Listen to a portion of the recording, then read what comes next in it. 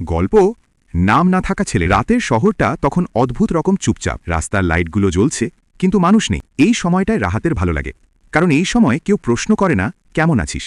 রাহাত আসলে জানেই না সে কেমন আছে। একসময় সে খুব সাধারণ ছিল। স্কুলে যেত, বন্ধুদের সাথে হাসত, বাসায় ফিরে গেম খেলত। কিছুই আলাদা ছিল না। সব বদলে যায় সেই একদিনের পর। সেদিন স্কুলের শেষ দিন ছিল। বন্ধুরা সবাই হইচই করছিল, ছবি তুলছিল।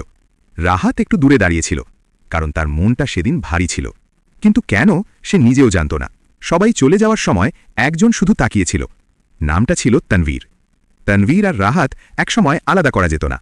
একসাথে পড়া, একসাথে ঘোরা, একসাথে স্বপ্ন দেখা।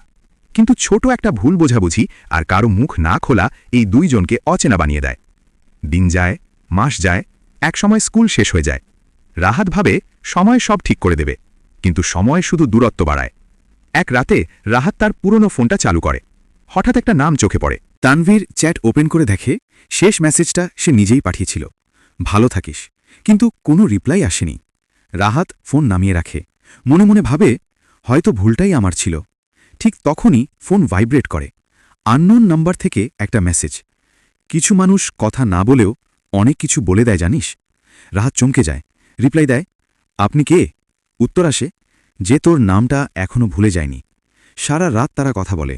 নাম নেই, পরিচয় নেই, শুধু স্মৃতি, অনুভূতি আর বলা না হওয়া কথাগুলো। ভোরের দিকে মেসেজ আসে, কাল বিকেলে পুরনো মাঠটায় আসবি? রাহাত যায়। মাঠটা আগের মতোই আছে, কিন্তু মানুষ নেই। এক কোণে দাঁড়িয়ে থাকা একটা ছেলেকে দেখে। চেহারা বদলে গেছে, কিন্তু চোখ না। তানভীর। দুজন কিছুক্ষণ চুপ করে থাকে। তারপর তানভীর বলে, আমরা কেউ খারাপ ছিলাম না, আমরা শুধু চুপ করেছিলাম। রাহাত কিছু বলে না, চুপ করে মাথা নেড়ে দেয়। কিছু সম্পর্ক আবার আগের মতো হয় না, কিন্তু কিছু সম্পর্ক নতুনভাবে শুরু হয়। সেদিনের পর রাহাত বুঝে যায়, সব কথা সময়ের জন্য রেখে দিলে সময় একদিন কথা বলা বন্ধ করে দেয়। আর তাই এখন সে আর অপেক্ষা করে না।